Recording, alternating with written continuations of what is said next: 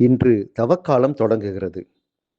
தவக்காலம் அருளின் காலம், மனமாற்றத்தின் காலம், இறை இரக்கத்தின் காலம். நம்முடைய வாழ்வை சீர்தூக்கி பார்த்து, அலசி ஆராய்ந்து, புதிய முடிவுகளை எடுத்து, அவற்றை பின்பற்றி புனிதத்தை நோக்கி நடைபயிலும் காலம்.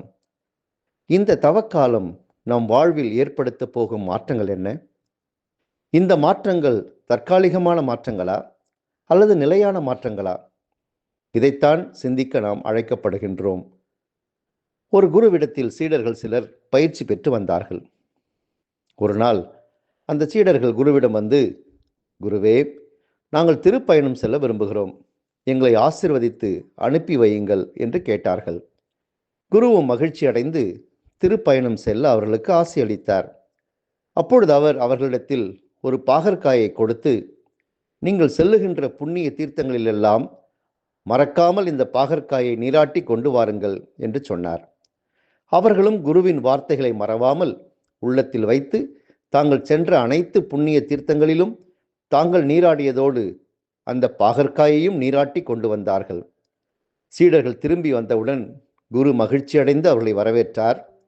பாகற்காயை பற்றி கேட்டார். அவர்களும், குருவே, நீங்கள் சொன்னது போலவே நாங்கள் செய்தோம், இதோ அந்த பாகற்காய் என்று அவரிடத்திலே கொடுத்தார்கள். குரு ஒரு சீடரை அழைத்து, இந்த பாகற்காயை வெட்டி கொண்டு வா என்று சொன்னார். அந்த சீடனும் அந்த பாகற்காயை பல துண்டுகளாக வெட்டி கொண்டு வந்தான். இப்பொழுது எல்லோருக்கும் ஒரு துண்டு உண்பதற்கு கொடு என்று சொன்னார். எல்லோருக்கும் கொடுக்கப்பட்டது. அதை உண்டபோது அவர்களுடைய முகங்களில் தோன்றிய முகபாவனைகளை குரு கவனித்தார். பிறகு அவர்களிடத்தில் கேட்டார், பாகற்காய் எப்படி இருந்தது? ஏறக்குறைய எல்லோருமே சொன்னார்கள், குருவே, பாகற்காய் மிகவும் கசப்பாக இருந்தது, கடினப்பட்டுதான் அதை நாங்கள் உண்டோம் என்று சொன்னார்கள். அப்பொழுது குரு சொன்னார், இந்த பாகற்காய் உங்களோடு சேர்ந்து எல்லா புண்ணிய தீர்த்தங்களிலும் நீராடிவிட்டு வந்தது. இருப்பினும் அதனுடைய கசப்புத்தன்மை போகவே இல்லை பாருங்கள். திருப்பயணம் செல்வதாலோ புண்ணிய தீர்த்தங்களில் நீராடுவதாலோ நம்முடைய வாழ்வில் மாற்றம் ஏற்படுமா என்பது கேள்விதான். இந்த பாகற்காய் உயிரற்றது. அது மாற்றம் பெற வேண்டும் என்ற எண்ணத்தோடு அந்த புண்ணிய தீர்த்தங்களில் நீராடவில்லை. ஆனால் நீங்களோ திருப்பயணம் சென்று புண்ணிய தீர்த்தங்களில் நீராடி வாழ்வை மாற்றிக்கொள்ள வேண்டும் என்று சென்றீர்கள். உங்களிடத்தில் எந்த விதமான மாற்றம் ஏற்பட்டிருக்கிறது என்பது உங்களுக்குத்தான் தெரியும். பல நேரங்களில் மாற்றம் ஏற்படாமலேயே இருக்கவும் வாய்ப்புண்டு, மாற்றம் ஏற்படவும் வாய்ப்புண்டு. அது உங்கள் மனநிலையை சார்ந்தது என்று சொல்லி முடித்தார். திருநீற்று புதனாகி இன்று 3 முக்கிய கருத்துக்களை இயேசு நம் முன் வைக்கிறார். ஜபம், தவம், பிறரன்பு செயல்கள்.